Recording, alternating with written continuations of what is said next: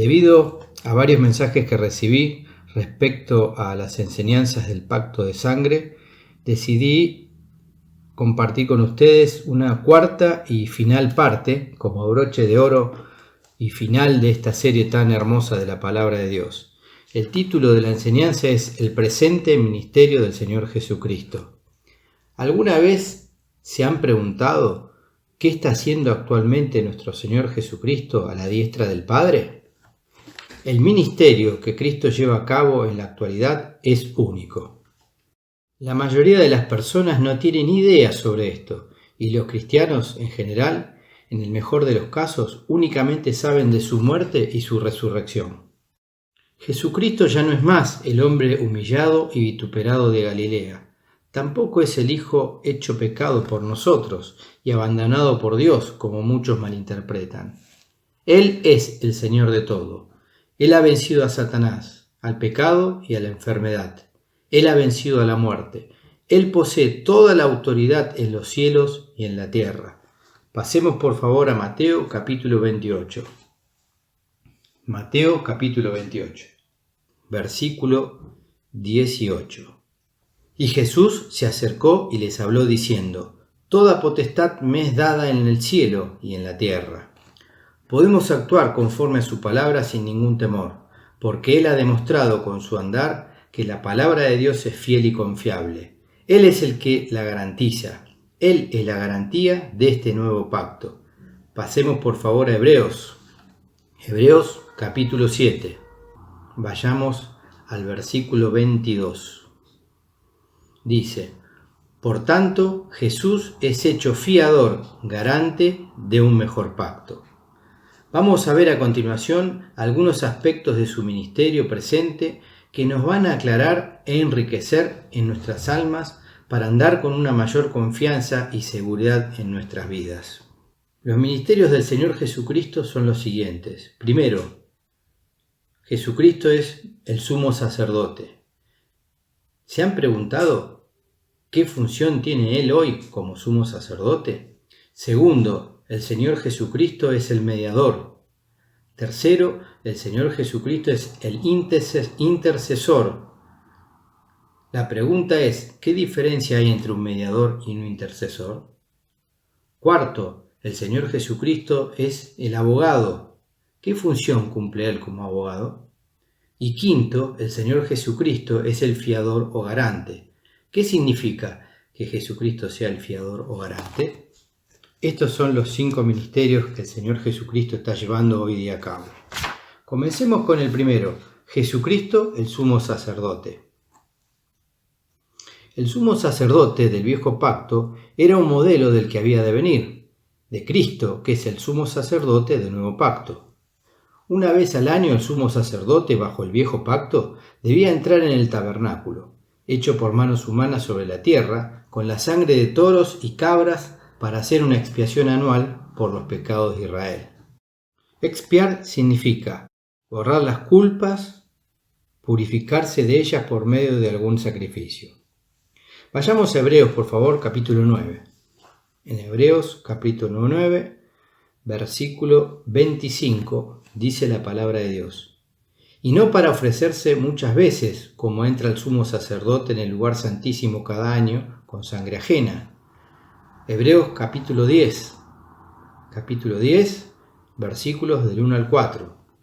Porque la ley, teniendo la sombra, o sea, el bosquejo general, de los bienes venideros, la redención, no la imagen misma de las cosas, nunca puede, por los mismos sacrificios que se ofrecen continuamente cada año, hacer perfectos a los que se acercan.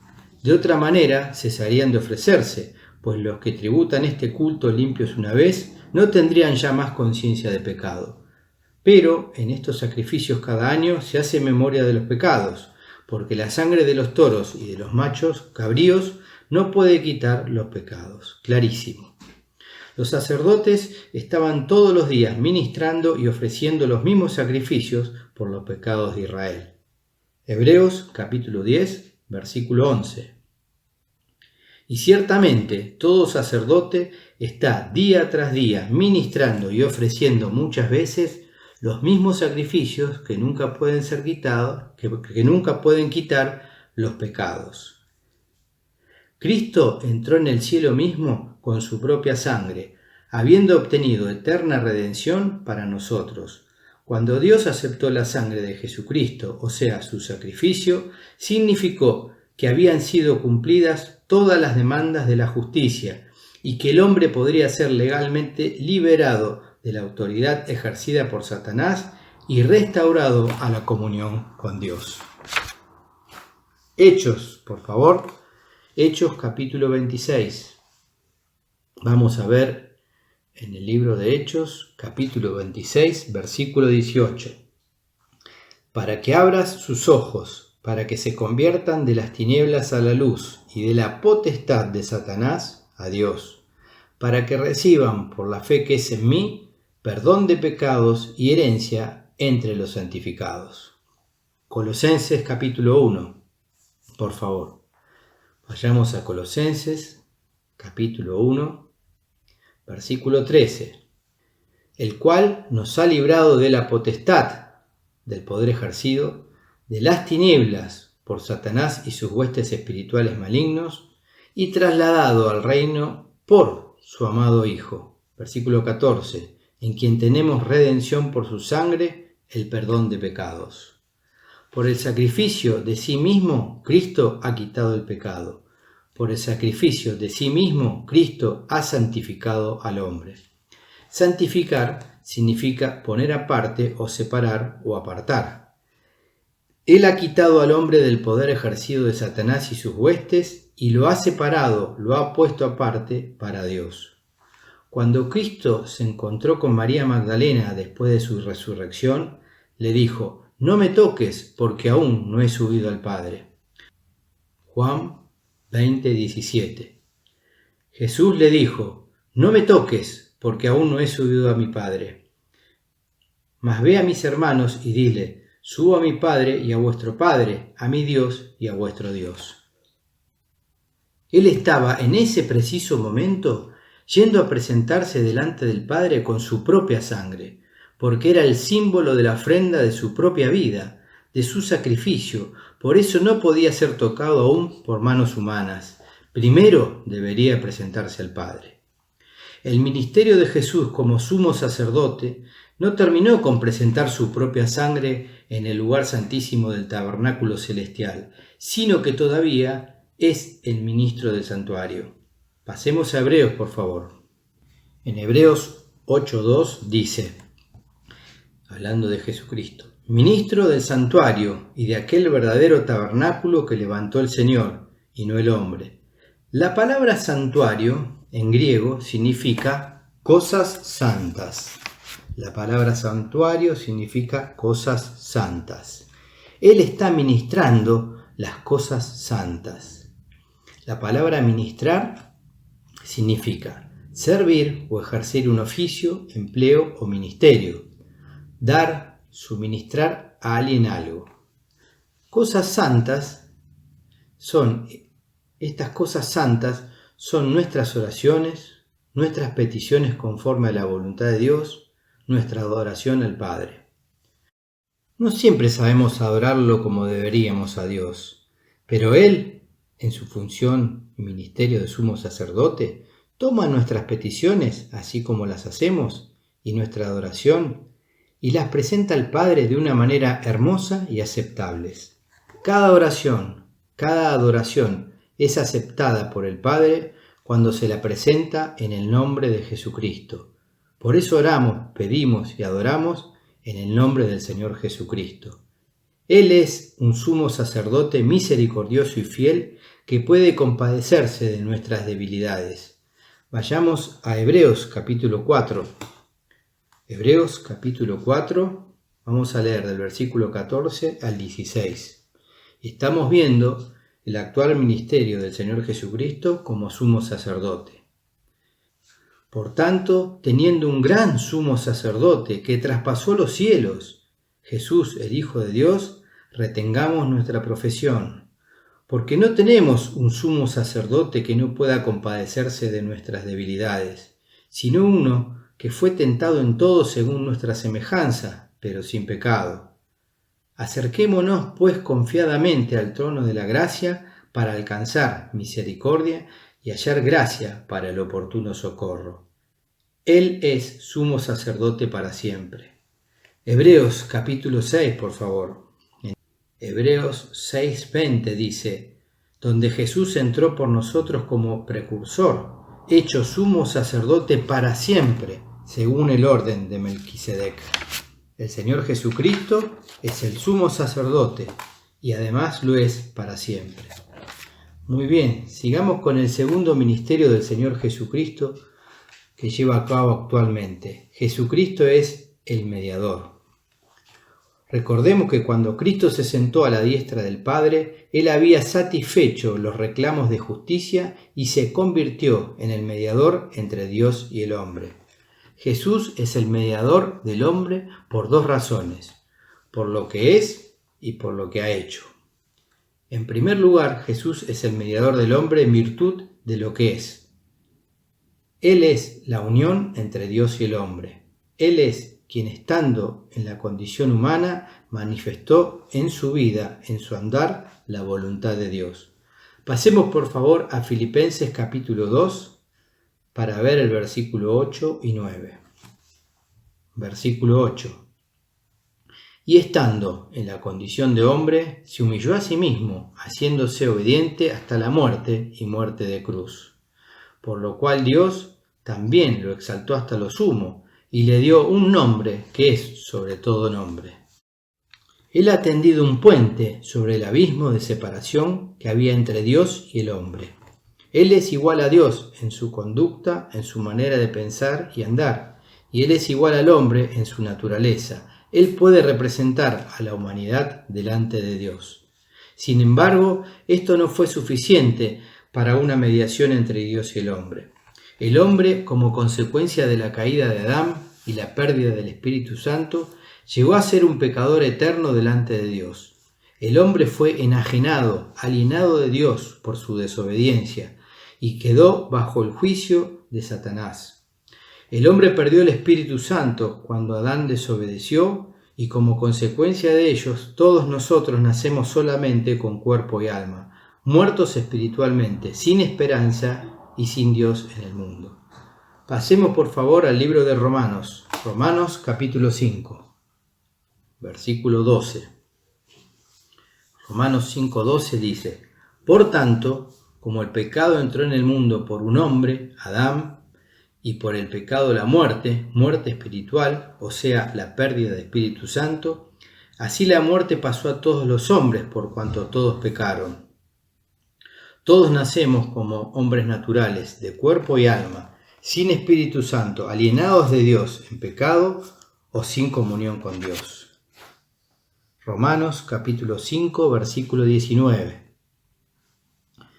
Porque así como por la desobediencia de un hombre, Adán, los muchos fueron constituidos pecadores, hombres naturales, así también por la obediencia de uno, Jesús, los muchos serán constituidos justos, hijos de Dios por el nuevo nacimiento.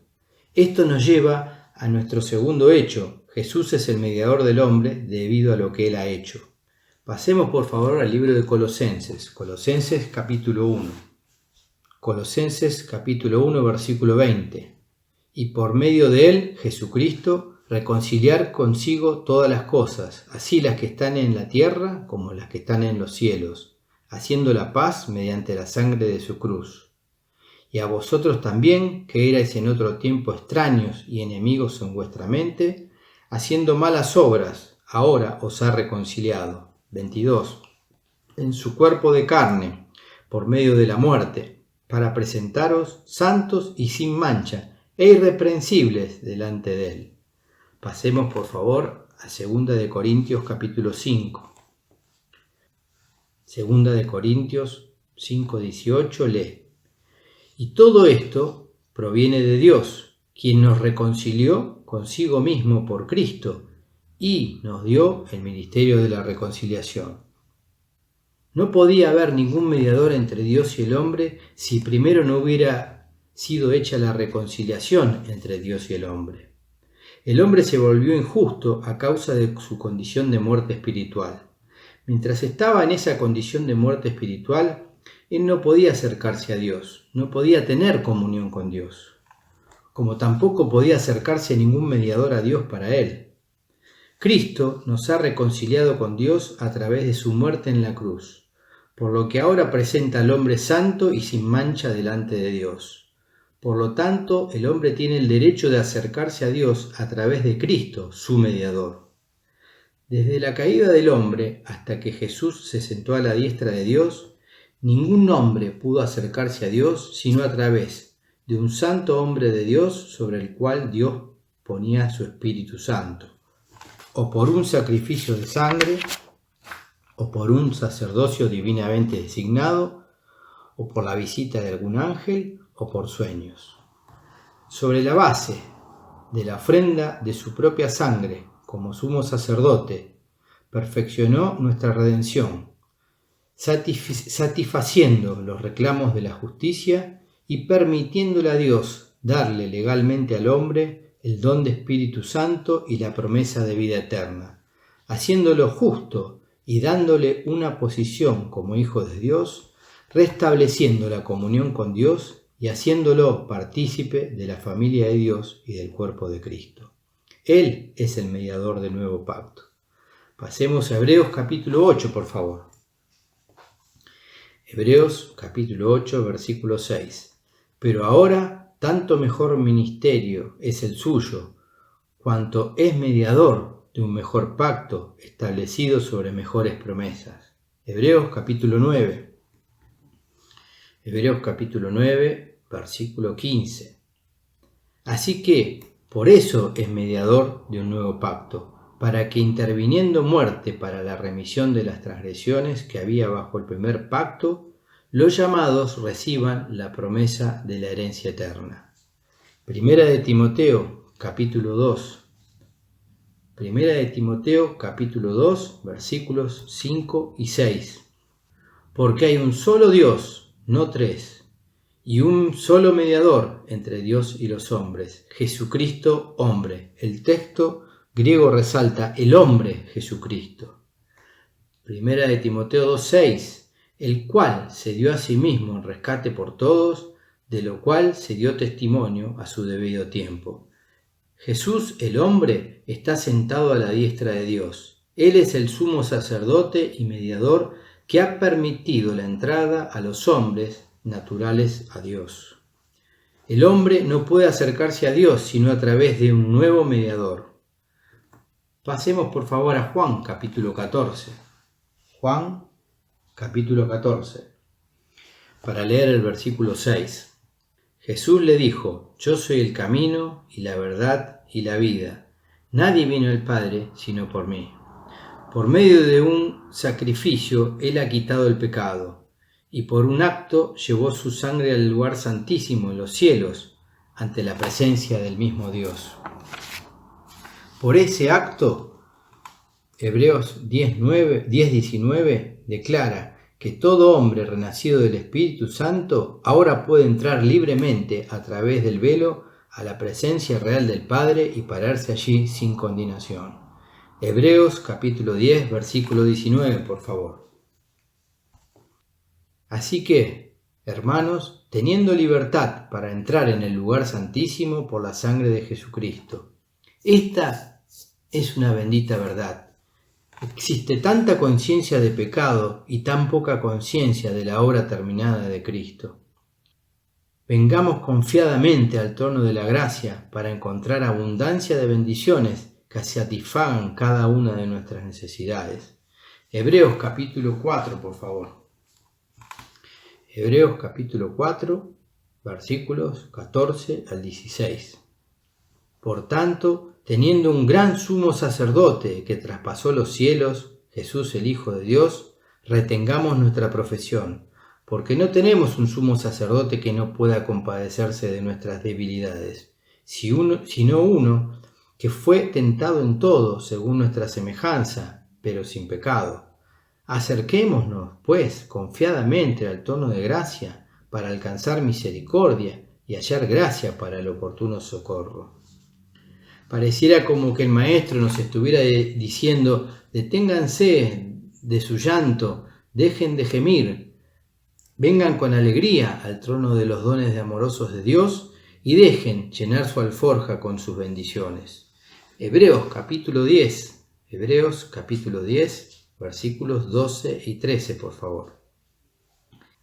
Pero Cristo, habiendo ofrecido una vez para siempre un solo sacrificio por los pecados, se ha sentado a la diestra de Dios. De ahí en adelante, esperando hasta que sus enemigos sean puestos por estrado de sus pies. El solo sacrificio de su propia sangre ofrecido ante la presencia del Padre, ante el trono de la misericordia, lo ha hecho el bendito Dios e hizo disponible la redención a aquellos que confiesan a Cristo como Salvador y Señor. Pasemos a Romanos capítulo 10, versículos 9 y 10. Que si confesares con tu boca que Jesús es el Señor y creyeres en tu corazón que Dios le levantó de los muertos, serás salvo. Versículo 10. Porque con el corazón se cree para justicia, pero con la boca se confiesa para salvación. Su trabajo está terminado. En la mente del Padre nuestra redención es completa. Estamos completos, absolutamente completos, por medio del Señor Jesucristo. Veamos a Jesucristo como el intercesor. Juan 14, por favor. Juan 14, 6. En Juan 14, 6, Jesús le dijo: Yo soy el camino y la verdad y la vida. Nadie viene al Padre sino por mí. Jesús es el camino a Dios y nadie puede acercarse a Dios excepto a través de Él, su mediador. Tan pronto como el hombre acepta a Cristo, se convierte en un hijo de Dios por el nuevo nacimiento. Entonces Cristo comienza su obra intercesora para con Él. Él es su intercesor. Jesús es el mediador para el hombre natural, pero Él es el intercesor para el Hijo de Dios. La primera pregunta que viene a nosotros es: ¿por qué el Hijo de Dios necesita a alguien que interceda por Él? Podemos encontrar la respuesta en Romanos capítulo 12. Pasemos por favor a Romanos capítulo 12, versículo 2. No os conforméis a este siglo, sino transformaos por medio de la renovación de vuestro entendimiento, para que comprobéis cuál sea la buena voluntad de Dios, agradable y perfecta. En el nuevo nacimiento recibimos la vida espiritual de Dios por medio del don de Espíritu Santo y pasamos a ser hijos de Dios teniendo la posibilidad de andar en comunión con Dios. La siguiente necesidad es renovar nuestras mentes, o sea, nuestro entendimiento, para que nuestra manera de pensar y actuar sea conforme a la voluntad del Padre.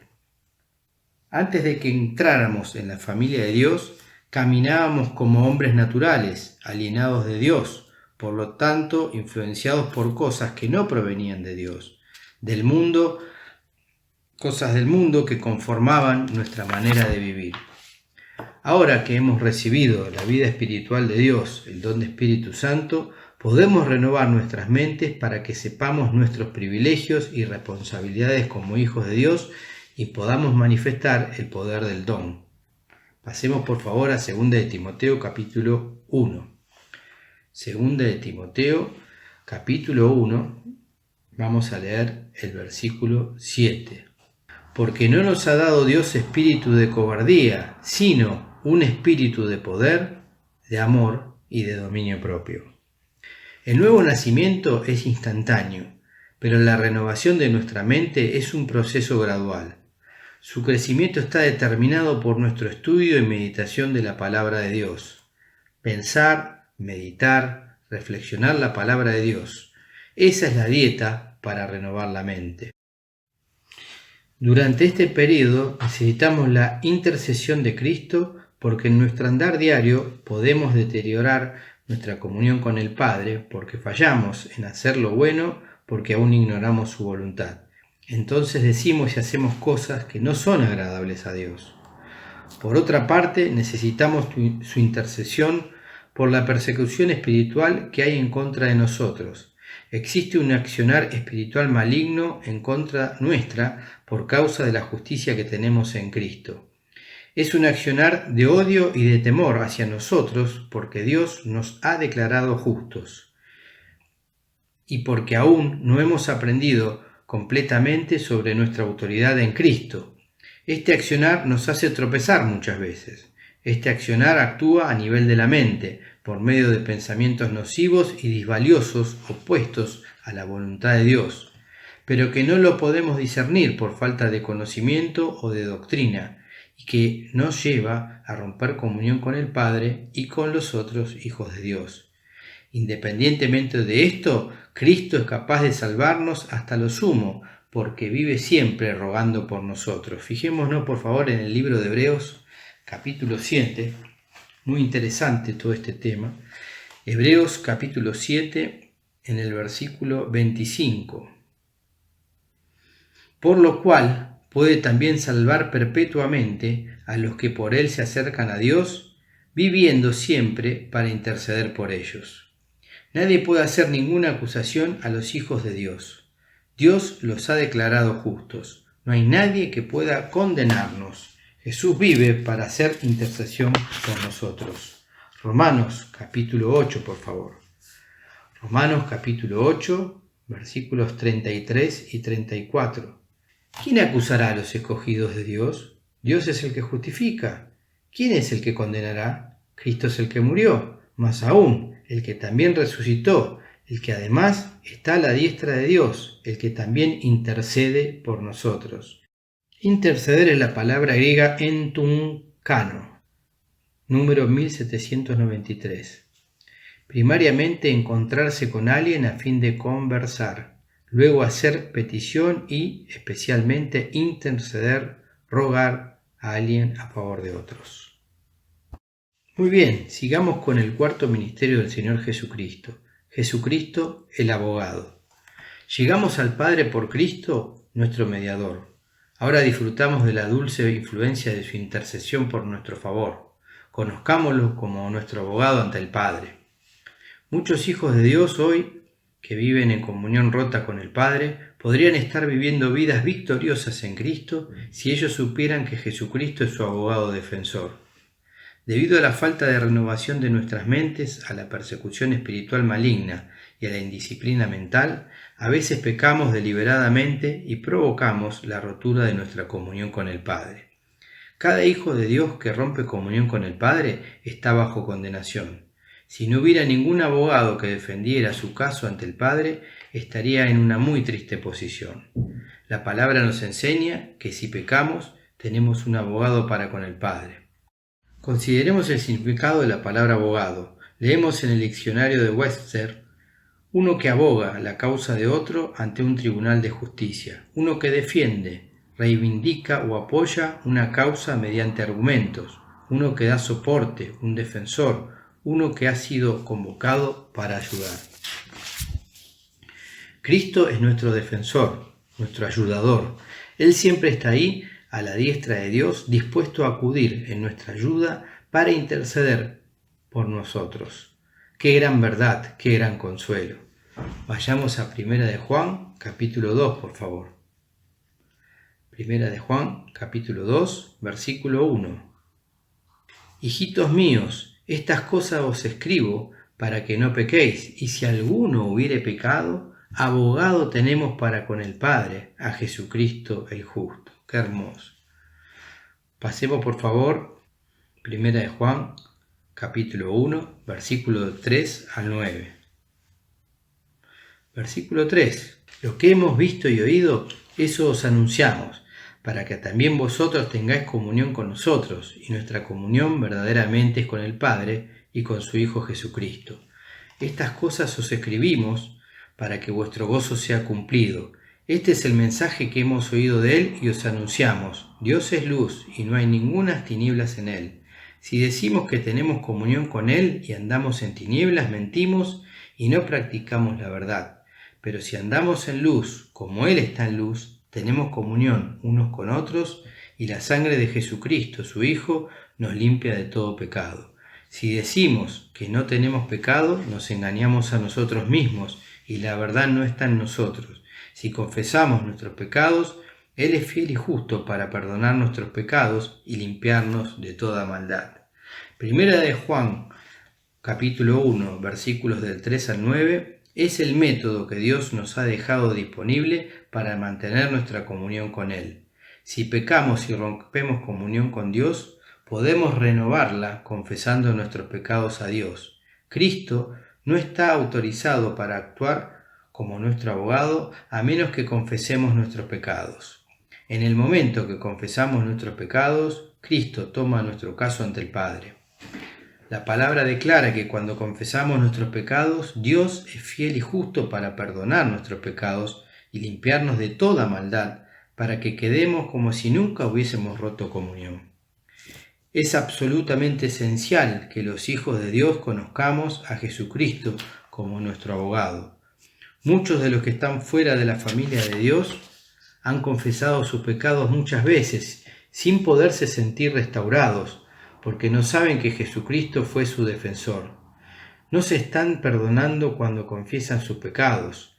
No actúan sobre la palabra que declara que el Padre perdona el pecado en el momento que lo confiesan, porque esa es su voluntad. Fíjense en Salmo 103, por favor.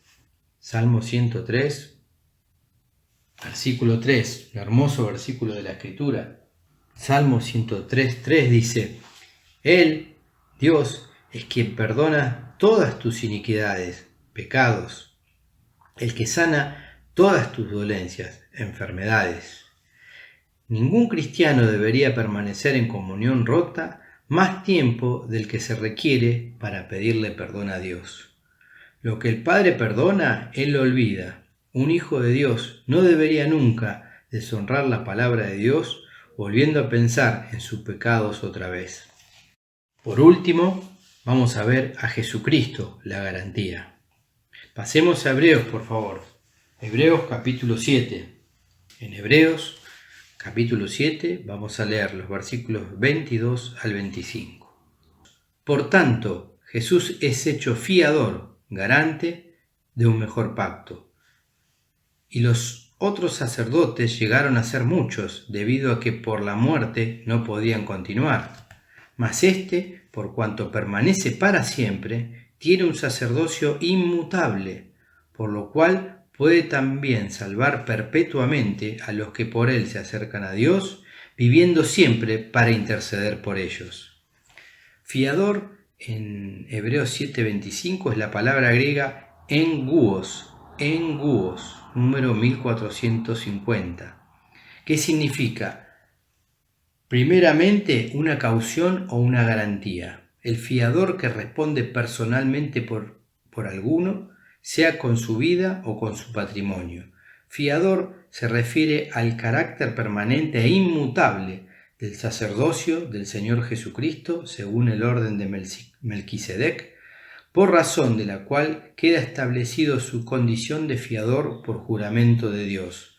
Como fiador, Él es la garantía personal de las estipulaciones del nuevo y mejor pacto, procurado sobre la base de su perfecto sacrificio. Jesucristo es nuestra garantía personal. Este es el más vital de todos los ministerios que Jesús lleva a cabo a la diestra del Padre. Bajo el viejo pacto, el sumo sacerdote era la garantía. Si fallaba en su ministerio o pecaba, se interrumpía la relación entre Dios e Israel, y la sangre de la expiación perdía su eficacia. En el nuevo pacto, Jesucristo es el sumo sacerdote y la garantía. Nuestra posición delante del Padre está absolutamente asegurada. Sabemos que a lo largo de nuestra vida tenemos a la diestra de Dios un hombre que está allí para representarnos. Él nos representa ante el Padre. Él siempre está en comunión con el Padre.